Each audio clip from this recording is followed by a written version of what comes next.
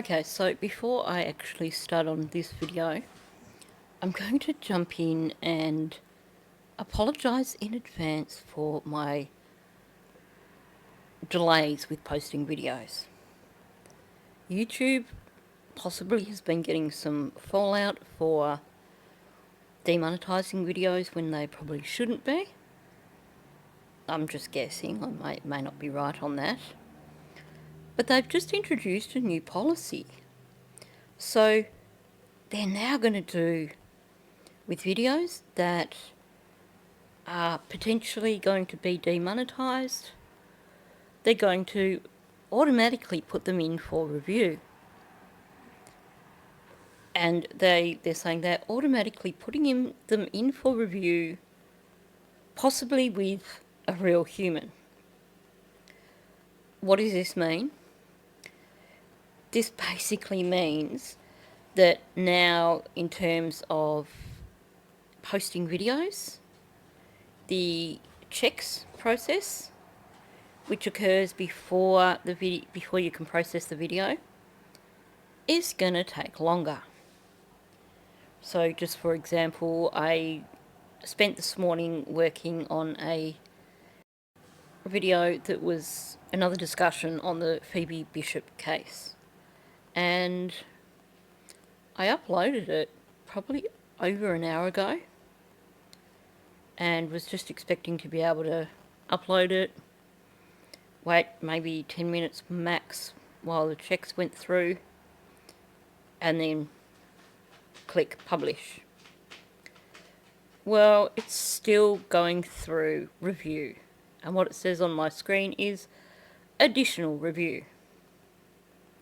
Hopefully that doesn't mean that they're going to start demonetising all my Phoebe Bishop videos as well, because I'm running out of topics to cover that don't get demonetised.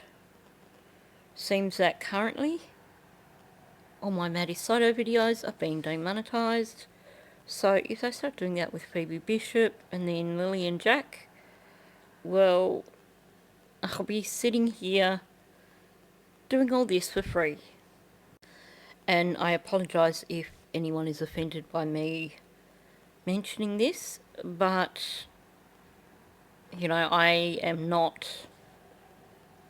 someone who is super cashed up, flush with money, that can afford to be spending several hours a day working on videos that are going to be demonetised. So for me, it is incredibly frustrating every time I finish a video, upload it, only to get the message from YouTube that, oh yeah, guess what, we're demonetising this one, you're not getting paid for your work. So I am, of course, anticipating that this video, being a Maddie video, will go through the lengthy review process, meaning that I may not get to publish it till tomorrow morning, because as you know, if I do 2 videos in a day, that means that the second video is probably being finished after dinner and probably still being uploaded just before I head to bed.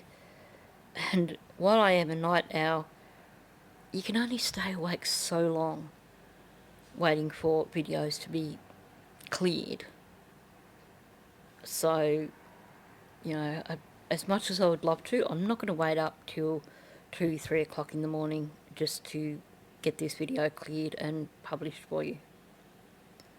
I mean, hopefully this will just get cleared and get published, but I'm not holding my breath. So those of you who are regulars on my channel will be aware that I've just finished doing a review of the interview that Tyler Wallace did with law enforcement a little while after Maddie's death. And I had completely forgotten about these media interviews. I had seen them on Paula's channel, but this is going back so far that I'd forgotten they existed. So, as you might have heard in the final video with the Tyler Wallace review, I was questioning, okay, well, it wasn't mentioned here about him getting Maddie's ashes. Where did we hear that? It turns out we heard it in these interviews. So, having been reminded by subscribers that these interviews existed, I did a bit of digging around and found as many bits of this interview as I could possibly find. The challenge, of course, being that this particular news station doesn't allow people outside of the United States to view their content. So I was blocked from trying to get these. So I had to change my VPN and go and have a little VPN visit in Texas, of all places. I didn't choose the state, I just told it to go to the United States, and it sat me in Texas. The plus side being that I was able to grab these interviews, and now we can have a bit of a discussion about them here on my channel. So definitely a shout out and a thank you to those people who reminded me of the existence of these. I guess I forgot about them because, like I said, they are blocked outside of the United States, so they wouldn't have been coming up on my news feed anywhere. So it's kind of that whole out of sight, out of mind thing. So this interview was done after Tyler did his interview with law enforcement. I know that because I mentioned it at the beginning of the news footage with one of these. So straight up, we have Tyler telling the detective that, well, what do I tell media? I'll tell them just to speak to you guys. I won't speak to media. What does he do? Before heading back to Texas, turns around and does a media interview. And I have to say straight up, that really doesn't do a lot for his credibility, does it? Now, Tatiana is present for part of this interview. She may have been present for all of the interview, it's just that they may have only filmed him when they were talking to him. But sort of in the middle of it, you have them asking her questions as well. So I think that's enough of me waffling, and it's probably time for us to just jump in and check out these interviews. Tell me about your daughter. Maddie was just the most important person to my wife and I. She was just full of joy. Sure, Tyler, she was the most important person to you and your wife.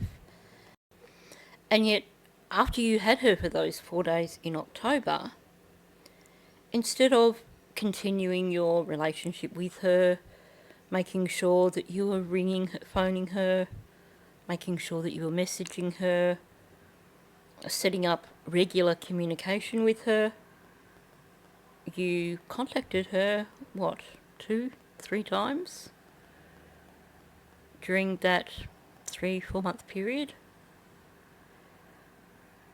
Note also, as he was saying this, he was shaking his head. He would like to be able to say that Maddie was the most important person in the world to him and his wife, but at the end of the day, she was a throwaway kid for him as well. He was also shaking his head as he was saying that Maddie was full of joy. And we know that Maddie was struggling. She had major anxiety issues. She was constantly fighting with Jen by the sounds of it. And we know from her friends that she had times at school when she was just really, really sad and really upset. I mean, this girl put this beautiful smile on her face, but it was hiding this incredible sadness.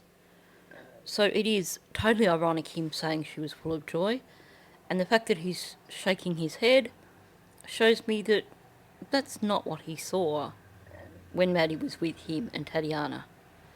And we know because he said to the detective, he described her as being a euphoria girl, or whatever the term was that he used, referring to some television series that he'd been watching about children with PTSD.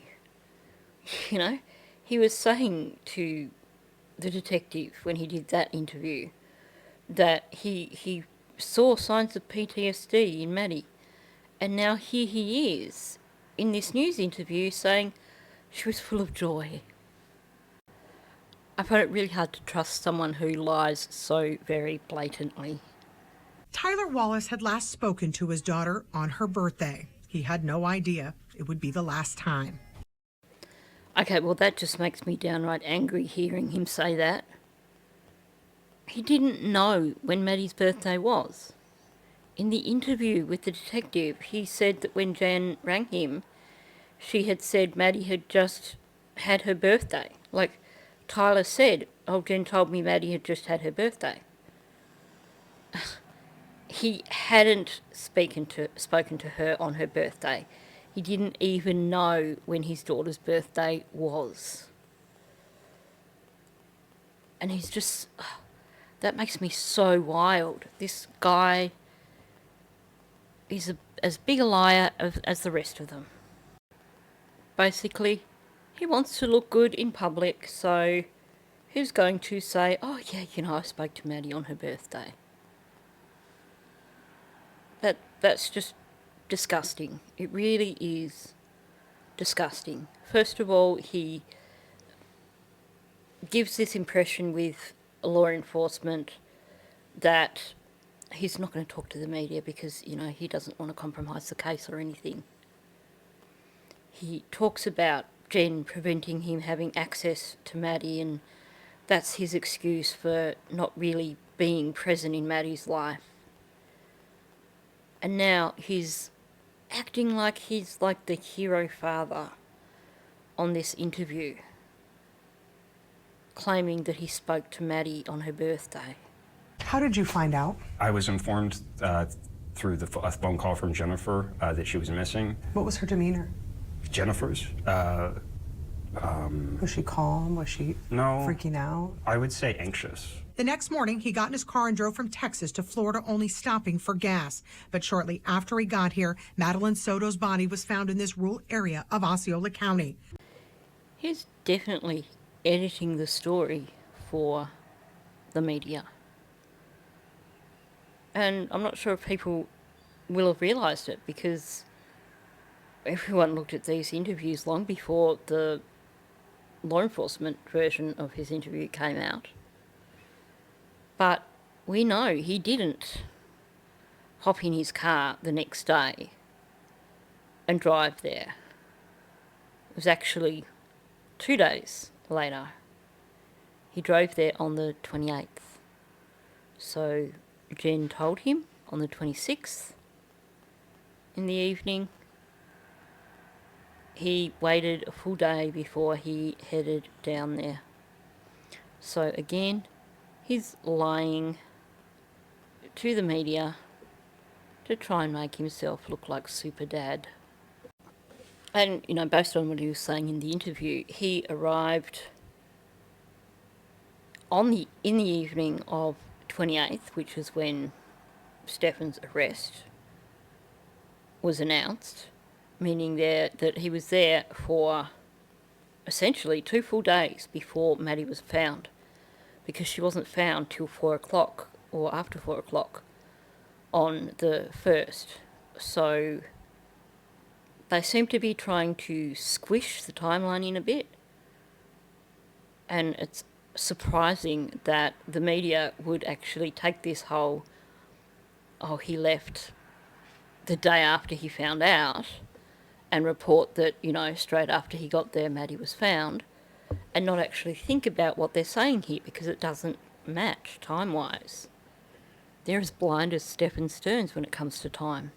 Did your daughter ever indicate that something was going on in that house? Not to me, no.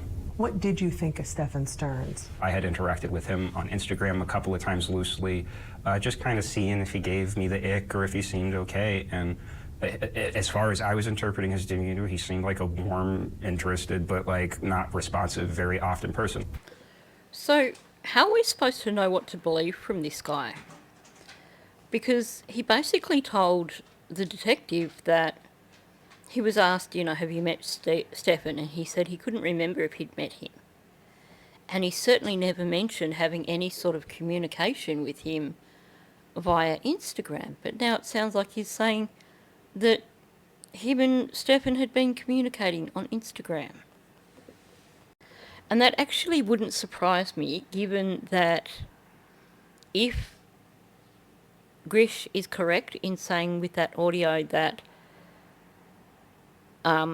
Stephen answered the phone in Yolanda's office and said, "Hi, Tyler," well, then it wouldn't surprise me, because clearly the way Stephen answered it, if that is the actual audio and it wasn't being doctored somehow, because I've got questions now, but if that is the case, that Stephen answered the phone and was like, "Hi, Tyler," then clearly the pair of them had communicated.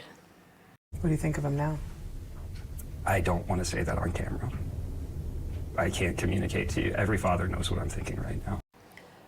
Well, that at least seems genuine, because when you watch his body language as he's saying those things, his body language basically is in sync with his words, and it agrees with his words. So it sounds like he's really not a fan of Stephen Stearns, and in this instance he does see himself as Maddie's father and has very, very strong thoughts about what he would like to do with Stephen Stearns, by the looks of it. Tyler met with Kissimmee police about their ongoing investigation. But do you think that Jennifer Soto knows more? I don't know, and I am interested in knowing, but I don't have reason to believe one way or the other right now. These are the things that the investigators are looking into. Okay, I'm going to replay part of that clip for you in just a moment, because she asks him, "Do you think Jennifer Soto knows more?" And his body language is not congruent with his speech, basically. He nods his head before he even starts speaking. His body language is giving him away. He thinks Jen does know more. And as he's saying, "I don't know," he's still giving this half a head nod. And then as he's saying, "I don't have reason to believe one way or another right now," he's shaking his head. Now, you could say that that shaking his head is him saying, "I don't have any reason to believe that." But given that he's already just nodded his head before speaking in answer, "Do you think Jennifer Soto knows more now?" To me, what I'm seeing there is his body language giving him away and saying that he does have reason to believe that Jen knows more. And, as I mentioned when we were looking at the interview that he did with law enforcement, this is someone who knows Jen better than most people. He was 16 when he started dating her. Obviously, they were close enough that she was able to ensnare him, essentially, and get pregnant with Maddie from him when he was engaged to another woman. So I think possibly of all the people that have been interviewed, next to Stephen Young, of course, and next to Natalie, but I'd say even more so than Natalie, this guy knows the real Jen. And his body language is telling us that he does believe that Jen knows more. But do you think that Jennifer Soto knows more? I don't know, and I am interested in knowing, but I don't have reason to believe one way or the other right now. These are the things that the investigators are looking into. And now he won't get that chance. Instead, he's here to take the little girl's ashes home to be with him now. Was Jen a good mother? I don't know how I can excuse this. I don't know how I can excuse this. I don't know the whole truth, though. I need to hear more. I need to hear more to answer that question. And again, his body language is giving him away. Once again, he's shaking his head before he even starts to answer. And she's asked him, was Jen a good mother? And he doesn't want to answer it. He says he can't answer it. But he's answering it with his body language. He shakes his head before he even starts to say, I don't know. And then he keeps shaking his head. I don't know how I can excuse this. He is holding her accountable for what Maddie went through and for Maddie no longer being there. And you know what? He is 100% right in doing so. Jen served Maddie up to Stefan. She found it convenient. We heard from Stephen Young that Jen had those times when she just basically wanted to check out and didn't want to have anything to do with being a mother and relied on Stephen to do it. Well, clearly when Stephen came along, that was too good an opportunity for Jen to pass up on. Someone who she could fob Maddie off to when she didn't want to be a mother. So yeah, Tyler is well within his rights here. And he is spot on. And I hope he never does excuse this. I hope by now he's realised just how much of a role Jen played when it comes to what happened to Maddie. Because she looked the other way. Not only did she look the other way, but she handed Maddie over to Stefan. Because it was far easier than actually trying to be a mother. She only wanted to be a part-time mother. Probably didn't even want to be that. I would like to know his answer now. He says, I need to know more, or I need to hear more before I can answer that question. Well, Tyler, if you're out there, I'd like to hear your answer to that question now. I've always wanted to see her more. We're supposed to have so much more. Tyler and Tatiana Wallace saw Madeline Soto in October of last year, and they had no idea it would be the last. She meant everything to us. The couple kept in touch, paid child support, and gave a little extra for things like flute lessons. But because they lived thousands of miles away from Madeline and finances were tight, they rarely saw her. It's frustrating with these media interviews where they don't show the person as they're speaking. So I can't dispute Tatiana saying she wanted to see Maddie more. Maybe she did. Maybe she was on Tyler's back all the time to try and put money away to bring Maddie for visits or to have more contact with Maddie. We don't know. But it frustrates me hearing Tyler say, we were supposed to have so much more. Because he hadn't even been in Maddie's life for 2 years before that October visit. He wasn't making an effort to contact Maddie regularly. So how can he say we were supposed to have so much more? If you were supposed to have so much more, why didn't you make that happen? You know, they're not being entirely honest here. She meant everything to us. Yeah, sure, she meant everything to you. That's why you didn't keep in touch regularly, even though on this interview they're like, oh, they kept in touch. But if she was that important to you, you would have found ways to be able to speak to Maddie, to be a part of her life, to actually have her come and visit you more than just once after a 2-year break.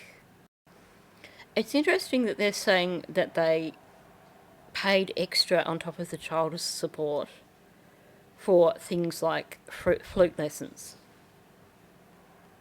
Because, I mean, maybe Maddie played the flute, but it doesn't seem likely.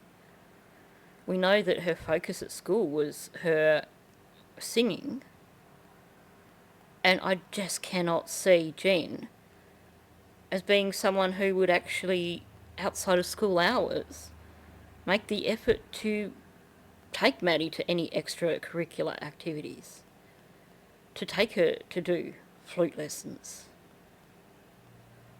So I'd be very, very surprised if Maddie was having flute lessons, meaning that if Tyler was paying extra money, was that going in Jen's pocket? It's a shame that Jen couldn't have been honest with him, and maybe that extra money could have gone towards Maddie having a room of her own. Or maybe, instead of being so generous, or being taken advantage of by Jen, whichever it was, maybe that money could have been saved up so that Maddie could actually have regular trips to visit Tyler and Tatiana, or for them to have trips to visit her. And the issue I have with them saying, well, you know, finances were tight, well, we know that Tyler has at least one friend in the area that he could have stayed with. I mean, if this friend is such a close friend that he was happy for Tyler to just rock up at short notice and stay with him while Maddie was missing, wouldn't he have been supporting of Tyler wanting to spend time with Maddie and accepting of maybe Tyler spending a bit of time at his place once or twice a year so that Tyler could actually spend time with Maddie, maybe during Maddie's school holidays? Goes back to what I was saying in the previous videos with Tyler. If you want something badly enough, you can make it happen. So, saying that they barely saw her because of how far away she was and because finances were tight, I just don't buy it. They barely saw her because it was too much of an effort to actually be a father for Maddie. I mean, ironically, it sounds like Stephen Young was more present in Maddie's life than Tyler was. And he's talking about how when Ash was playing games with Maddie online or FaceTiming her, he'd basically hop in on the conversation to check up on her. Of course, I also think he lied quite a bit in his interview based on a few things, and I wonder how much checking up was done, but, you know, I still think that he probably was more present in Maddie's life than Tyler. Was there something that concerned you? Was there a sign? Did you think something was wrong? Not really, no. I didn't know. I didn't know. I just wish she would have told me. We had her in October. And I just wish she would have told me. I would have taken her away from that. So, you have Tyler making that euphoria comment in his interview with the detective. But looking at Tatiana's body language, it agrees with what she's saying. The interviewer asked her, did you think something was wrong? And she's already shaking her head. Like, no. It's like, really, no, I didn't know. And she said I didn't know twice. And, she seems genuine too when she says, I wish that she had have told me. And she repeats that as well. I would have taken her away from that. And I believe that. The thing is, though, look at the female figures in Maddie's life. She had a counsellor at school who Maddie was pretty much pleading for her to notice, for her to actually listen to what Maddie was saying. And she just disregarded it all. She had Jen, who was completely disinterested in anything to do with Maddie. Don't know about her relationship with Stephanie. But we have Yolanda, who, on 2 occasions, when Maddie was in tears because she didn't want to go home, sent her home anyway. The second occasion, that was before Maddie was unalived by Stefan. The women in Maddie's life proved to her that they couldn't be trusted. They showed her that they weren't interested in what she had to say. So how could she, over a 4-day period, possibly believe that Tatiana would have been any different from any of those other women in Maddie's life? Even if she seemed to be getting along. Even if Tatiana seemed to care. I mean, let's add Natalie into the equation. Because she clearly was aware of what was going on. She didn't do anything to make a difference. Deb Stearns, she saw what was going on. She had her say, and then forgot about it. Maddie had no one on her side. So why would she think that Tatiana would be any different from all those other women? It's sad. And maybe had Tyler and Tatiana had a solid relationship with Maddie, then maybe she would have felt safe in confiding in one of them about what was going on. But they didn't make an effort to be in her life.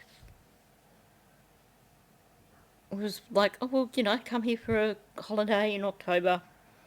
Nice to have you for the 4 days. Let's mumble about having you come and stay with us permanently, according to Tyler. And then we'll send you back and we'll forget that you exist again. Maybe talk to you 2 or 3 times over the next 4 months, because that's how much we value you. Maddie was never, ever going to confide in Tatiana. The relationship wasn't there, and she'd learnt that you can't trust adult women, because even if you are screaming for attention, they're just going to ignore it. It's something that will haunt her father forever. I just wish I could have seen her more. I wish I could have had her more. And I struggle with that. I will always struggle with that. There's a lesson in that for all absent fathers out there. This whole waiting for the easy option of when your child is old enough to communicate with you independently of the mother, just because the mother's making life hard for you. That may never come. He made the choice. I feel sad for him, because this is something that he's going to live with the rest of his life, for the rest of his life. But he made the choice not to prioritise Maddie in his world. We listened to his interview with law enforcement, and throughout that entire interview he just made excuse after excuse over why he was absent from Maddie's life. He claimed that his finances hadn't recovered after being in jail, but then we find out he'd only been in jail 2 years prior to when Maddie went to see him in October. So what about the 10 years before that? What's the excuse for that?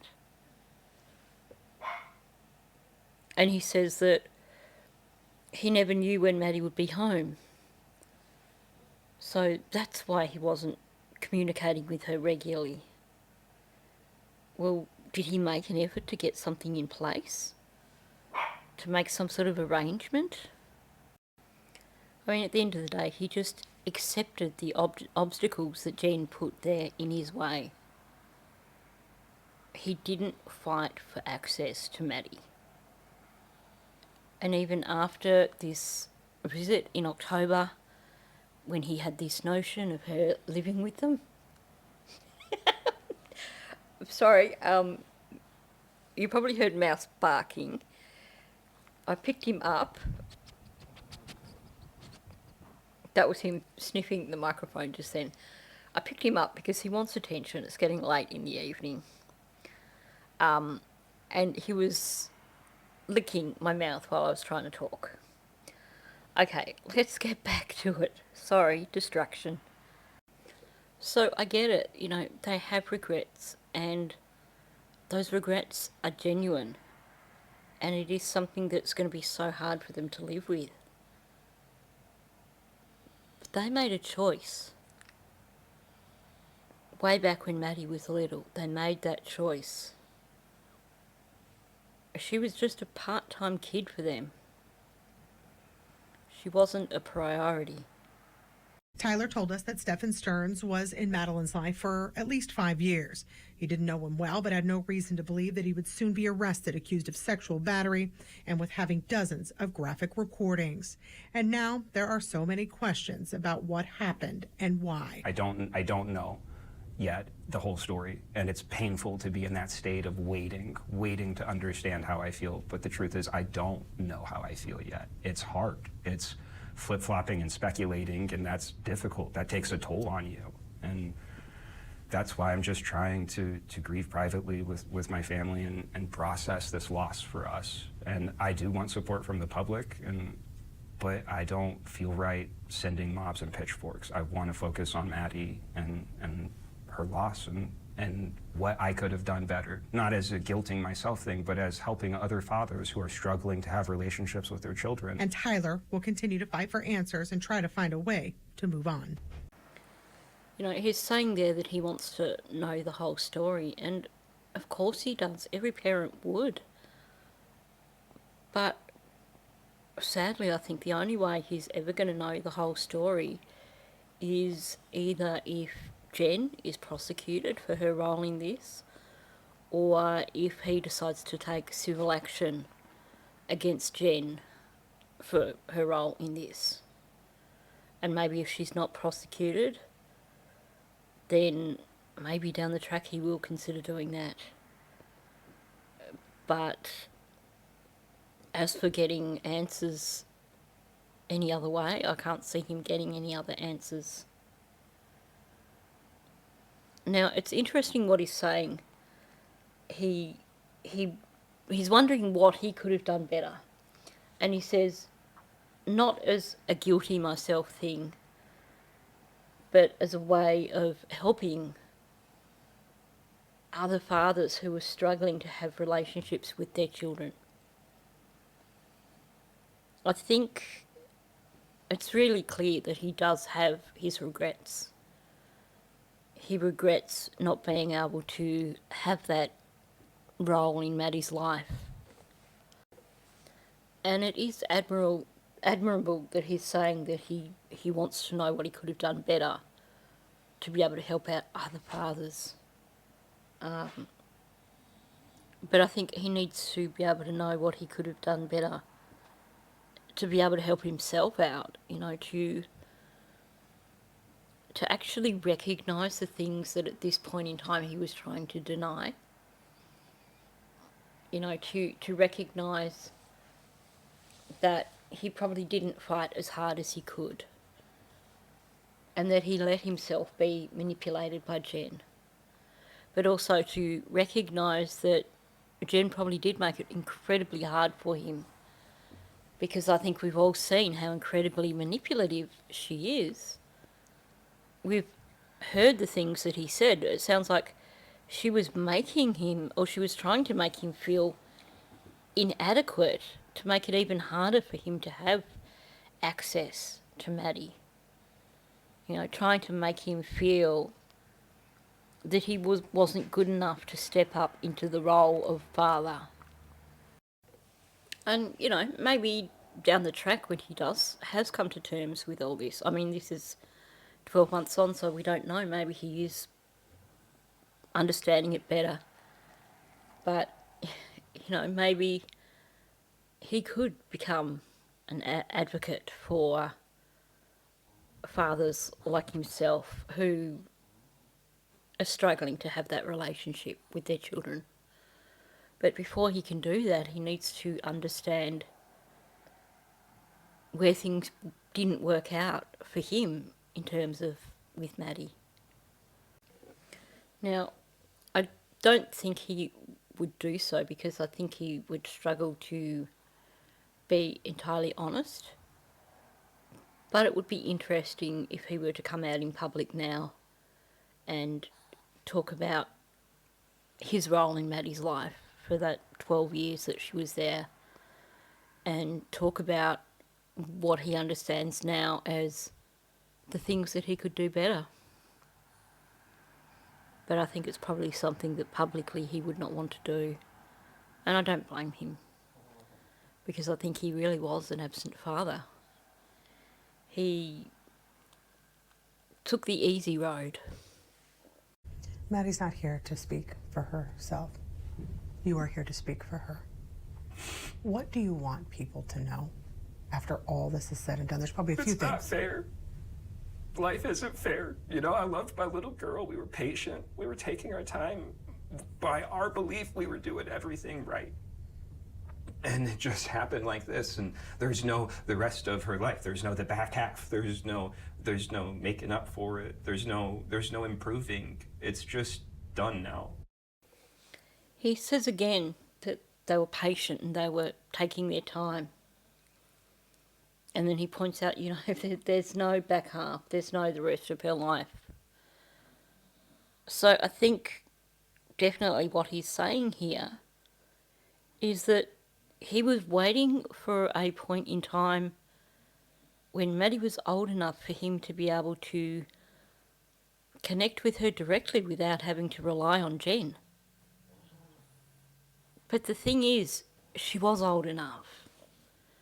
He made that connection in October when she went to visit them. But instead of continuing the relationship there, instead of making an effort to speak to her at least once a week, he still let it go. And I know that's something that he's going to regret for the rest of his life. You can't get back that 13 years that is gone. But, he waiting till the time is right. The time's probably never going to be right. And what did he have to say about the Tyler grand Wallace jury? has been informed by his attorney that those murder charges have been filed. He has not yet decided if he will make a statement. We are told he is still trying to process all of this new news. Tyler Wallace told me when we sat down earlier this month that he was trying to be patient as he waited for more answers. What is the number one question you still want answered? I'm just waiting for more information to come out. I'm not really comfortable posing where my questions are right now. I have a list a mile long of questions, but I'm satisfied with the answers I've been given from official sources, and I'm just trying to give this investigation time to do this the right way. I don't want to rush anybody. I want evidence to be analyzed. I want to know the truth. Okay, it is like a circus here. Amira is now in her little bed, snoring her heart out, while Mouse is taking in everything I'm doing up here so that he can start up his own YouTube channel in the near future. He now knows how to record, how to use the microphone, as you heard. He doesn't quite get that whole scratching on the paper with a pen thing, but, we'll give him that one. So, with all the information that's been released, I guess Tyler will have learnt a fair amount, but he certainly won't have all the answers. And I wonder if he will make the trip down to Florida for the trial, for both trials, or if he'll just wait for people to report on them, or watch them online. But as for getting all the answers from Jen, well, unless he gets a lawyer to depose her as part of a civil suit, or unless she's actually physically charged, he'll probably never get all the answers from Jen. What did she say to you? Maddie's missing? Yes, she said that Maddie had been missing since the morning of, and that the school had just contacted them, and that she was hoping that it wasn't serious, but that we don't know. Did she say that someone had dropped her off at school? She said that Stefan had taken her to school in the morning and dropped her off, yeah, and that she had never made it to the school. So basically, Jen gave him the same BS story that she gave everybody else, including the never made it portion. And just listening to Tyler say that, something occurred to me, and that is, they just made this presumption that Maddie never made it to school just because her attendance says that she didn't attend classes. But, how would they know? I mean, we know that she didn't make it to school, but hypothetically, if the situation was real, how would they know that she hadn't maybe reached the gates of the school and something happened and she got abducted at the gates of the school? Just a speculation, but neither here nor there really, because it was just a big BS story, wasn't it? So in his interview with the detective, Tyler had said that Jen contacted him around 4 or 5 o'clock. And of course I had forgotten about the time differences. Well, not even forgotten, I hadn't even considered, because I don't know what the time zones are in America. So that would equate to Jen contacted him around 5 or 6 o'clock, like Florida time. He's saying she contacted him after she got notification from the school, which means it was after 5 o'clock. Even though at that point in time, that had already been an hour since she was supposed to pick up Maddie from school. So she was clearly trying to avoid him. He was last on the list of people to contact, which to me suggests a bit of guilt on Jen's part. She didn't want to contact Tyler because she probably realised he would have questions that she didn't want to answer. And it sounds like he did, because he was talking about getting GPS directions from her for when he got there so he could go search. And it sounds like he went through a whole heap of things with her. Have you done this? Have you done this? These are possibilities. So she clearly didn't want to be held accountable. She wanted to keep him out of the picture as long as she possibly could. Well, that brings us to the end of all the bits of the interview that I could find. It also brings Mouse to the end of his tolerance for waiting for me to give him full-on attention. So before my hand gets eaten, I'm going to finish off here. So thanks for listening. If you are new to my channel, please subscribe.